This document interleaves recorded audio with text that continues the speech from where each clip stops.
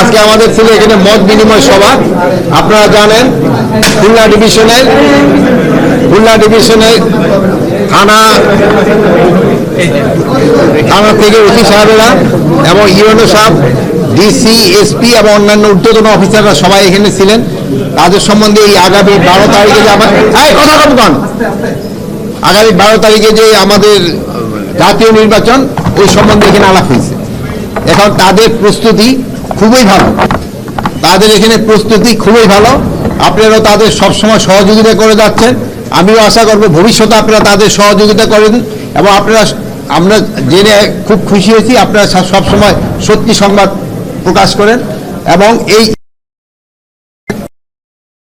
ভালো হচ্ছে এবং থাকবে।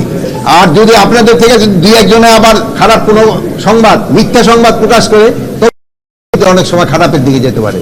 তাই আপনাদের কাছে আমি অনুরোধ করব, আপনারা যেভাবে সত্যি সংবাদ প্রকাশ করে যাচ্ছেন ওইভাবে প্রকাশ করে যাবেন। আপনারা সবাই ভালো থাকেন, দোয়া করি। আল্লাহ বলেন। এই অঞ্চলে কোনো আশঙ্কা নেই, এই অঞ্চলে নির্বাচন খুব সুষ্ঠু, শান্তিপূর্ণ এবং নির্বিঘ্নে হয়ে যাবে এবং খুব উৎসব মুখর হবে।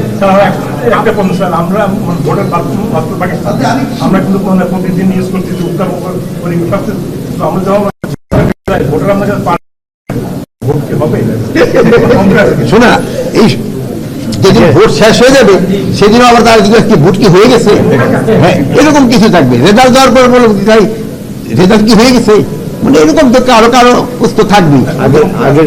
কোন রকমের কোনো সংশয় নাই, কোন রকমের কোনো ট্রমা নাই, সব ঠিকঠাক মতো হবে। নির্বাচনের পরবর্তীতে কোনো সহিংসতা হবে না। আমাদের ফোর্স নির্বাচনকালীন জন্য 7 দিন, ইলেকশনের আগে 4 দিন, ইলেকশনের দিন এবং ইলেকশনের পরে 2 দিন থাকবে। আর প্লাস এবারের মতো আধুনিক প্রযুক্তি কোনো সময় ব্যবহার হয়নি, আর এবারের মতো এত সংখ্যক ফোর্সও কোনোদিন ব্যবহার হয়নি, আর এবারের মতো এত আগে সব ফোর্সও ডিপ্লয় হয়নি।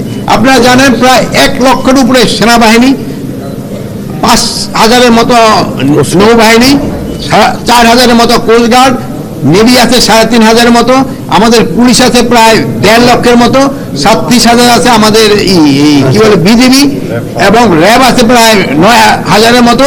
আর সবচেয়ে মেইন ফোর্স হলো আমাদের আনসার, এখানে প্রায় তারা 5 লক্ষের উপরে থাকবে।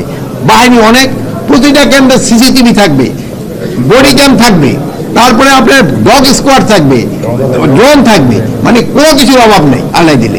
খালি আপনারা সত্যি সংবাদটা প্রকাশ করবেন, এটি হলো আপনাদের কাছে আমার অনুরোধ। আমার একটা কোশ্চেন আছে, সেটা হলো যে পুলিশের এসপি বা গোয়েন্দা সংস্থাগুলো বিভিন্ন কেন্দ্রকে গুরুত্বপূর্ণ কেন্দ্র হিসাবে করা হয়, যেটা আগে বলা হতো ঝুঁকিপূর্ণ। এই যে বিশাল একটা সংখ্যা গুরুত্বপূর্ণ কেন্দ্র, এর জন্য আপনাদের আসলে অ্যাড্রেস দেবেন। গুরুত্বপূর্ণ কেন্দ্রগুলির মধ্যে আইন শৃঙ্খলা বাহিনীর সংখ্যা একটু বেশি থাকে। যেমন ধরুন আপনি একটু বয়স্ক মানুষ, আমি একটু বয়স্ক, একটু শীত লাগে, আমরা একটা কোট গাই দিয়েছি, আর এই ইয়াং ভাই এগুলো কোট ঠোঁট গায়ে নেয়, যে জায়গায় যেরকম অবস্থা ওই রকম অবস্থা। Thank you.